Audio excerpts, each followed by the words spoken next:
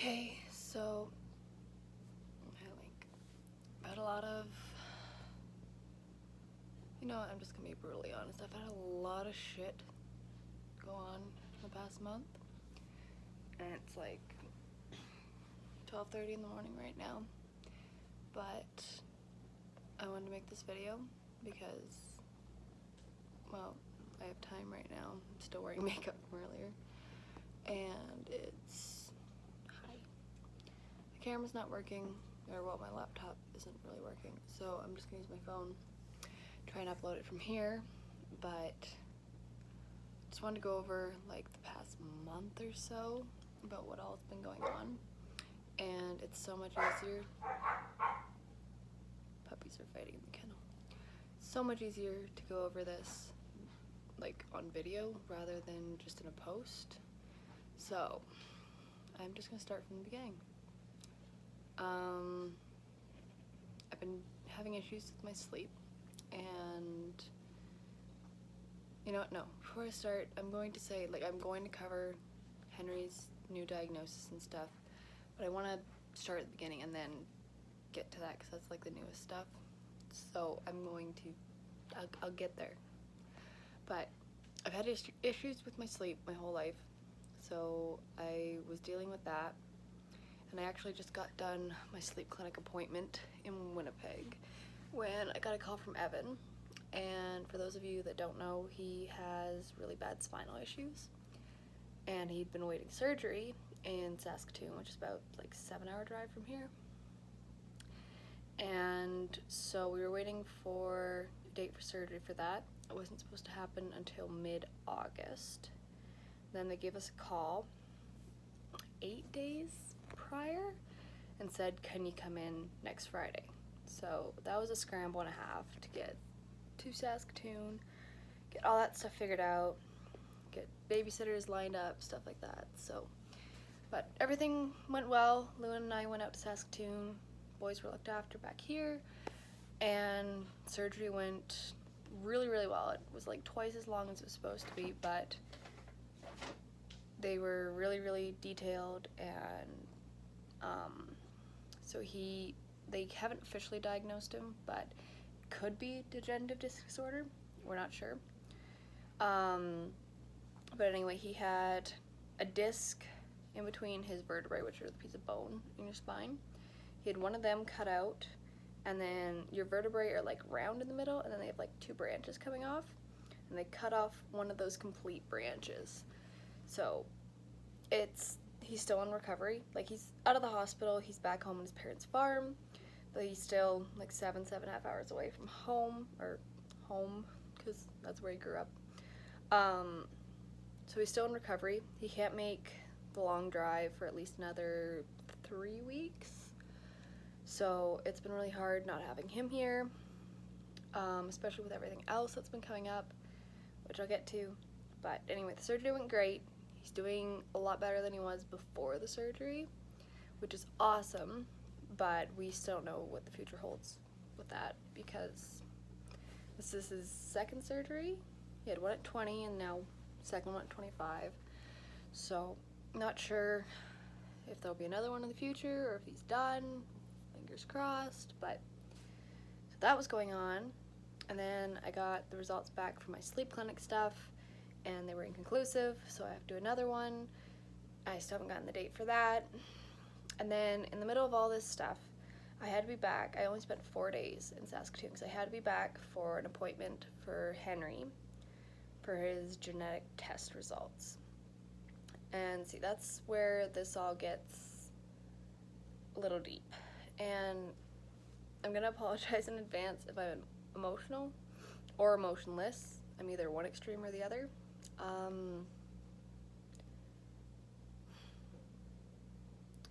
For those of you that don't know, Henry doesn't just have the arm.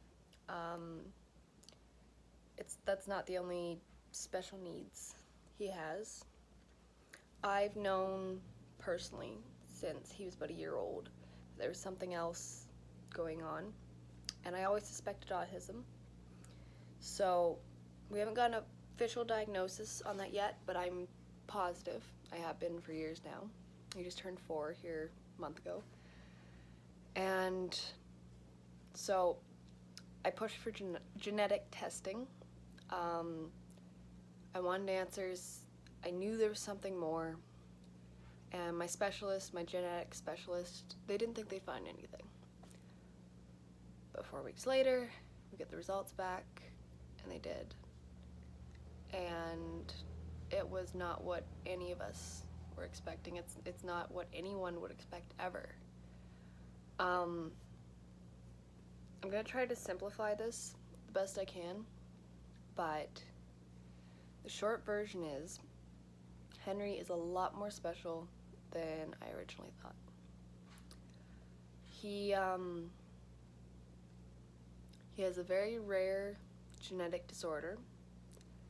It's called 15q13.3 microdeletion syndrome. I'll write that down below.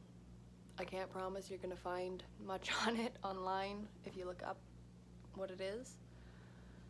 What my specialist said, and what I found online anyway, is that there has been less than 150 confirmed cases of it worldwide.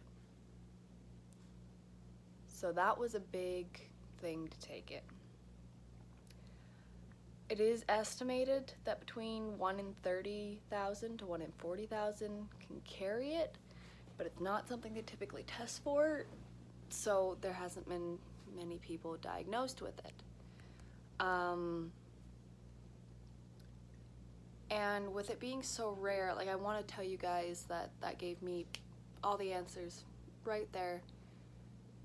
But to be honest, it gave me more questions than answers. Because it's so rare, there's not a whole hell of a lot known about it. Like, what they do know so far is it affects his mental capacity. A lot of the quote-unquote symptoms of it, or I don't even think symptoms is the right word, that's what they call it, but like things that it causes per se, which, okay, you can have this this gene mutation, gene disorder or whatever, and not have anything. No symptoms, no signs, nothing wrong with you. And that's what they'd call a carrier. But clearly that's not Henry's case. So what it's caused in some people and potentially in him, we haven't gotten everything on the plate yet. This is very, very early stages. I found this out less than a week ago. So different things it can cause: autism, ADHD, schizophrenia, bipolar, seizures, heart defects, very minor limb defects. They don't think that it has anything to do with his arm. I'm trying to think. There's so much more. And when it comes down to statistics of people having certain things like within this gene group, the statistics get so low that it's like 2 kids were found with this, 3 kids were found with that. That was found in 1 baby. There was abnormal pregnancies in 3 out of 100. There was and I'm not making up exact statistics, but that's how small they are. So to say that this is exactly going to happen to Henry is impossible at this point. This disorder wasn't even discovered until 2008, which was only 11 years ago, which is very, very early in medical history. So, there's so much unknown about it, and honestly, that's what scares me to my core the most, because I've always firmly believed knowledge is power. So that was what I was looking for. I was looking for answers. I was looking for knowledge, for something to hold on to and be like, okay, I'm sure of this. And I got the exact opposite. So that scares me to my core. And if you saw my recent Instagram post about Henry, I mentioned that it changed everything and nothing at all. And it couldn't be more, that couldn't be more truthful. because he's still my little boy. He's still my sweet, happy, innocent, cuddly, goofy little boy. But at the same time, it gives me more of an uncertain future for him than I had before. But at the same time, it gives me a little bit more of certainty. Like, I know he's not gonna just grow out of this stuff. But at the same time, I don't know what the future holds. There's been a few adults diagnosed with this that have symptoms, but like there's not a lot to go off of. So, like I'm honestly just telling you guys what I know, kind of venting, trying to update you guys, but I don't know that much, and that's the really shitty thing right now. And I'm still coming to terms with that. Like, Henry's always been my special boy, right? Like, I found out when I was 17 weeks pregnant about his arm.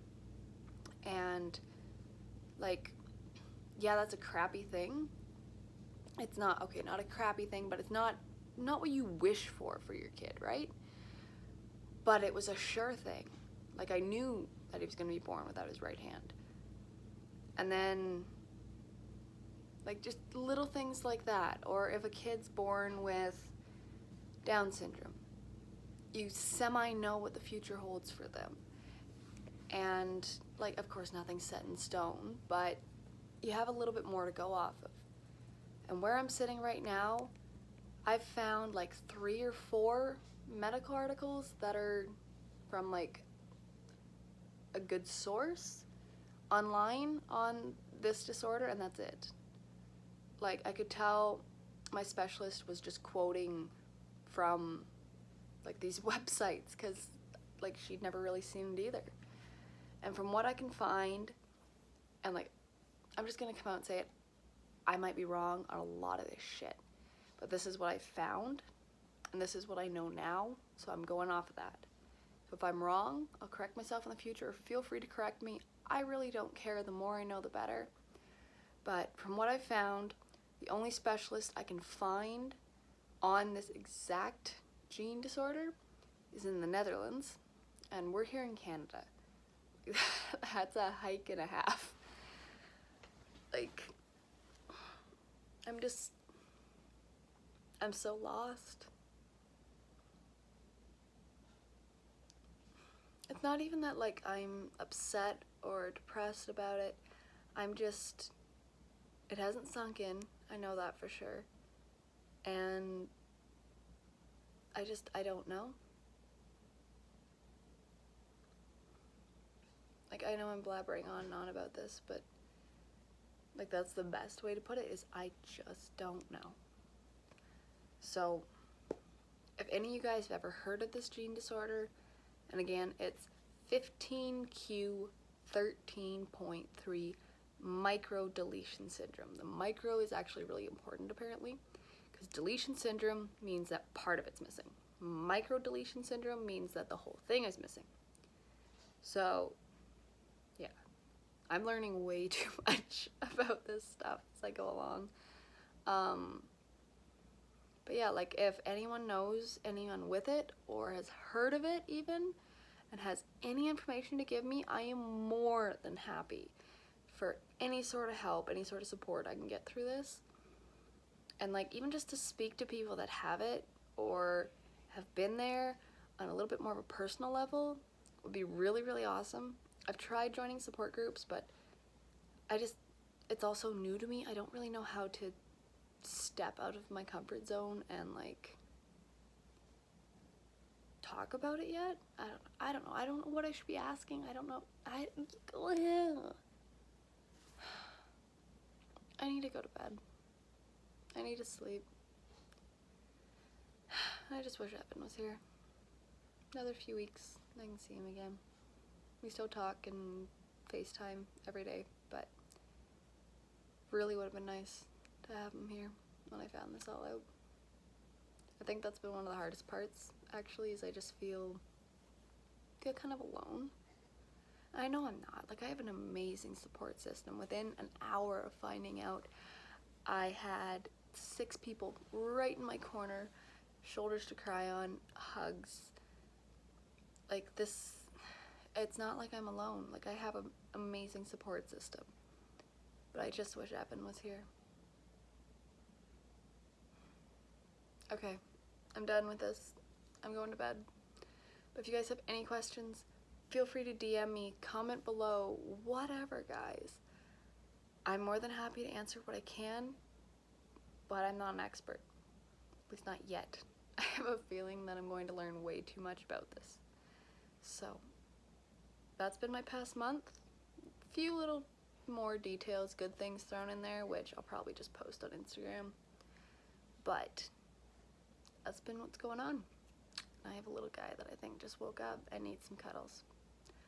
So, you guys have a good night. Peace. Wish me luck.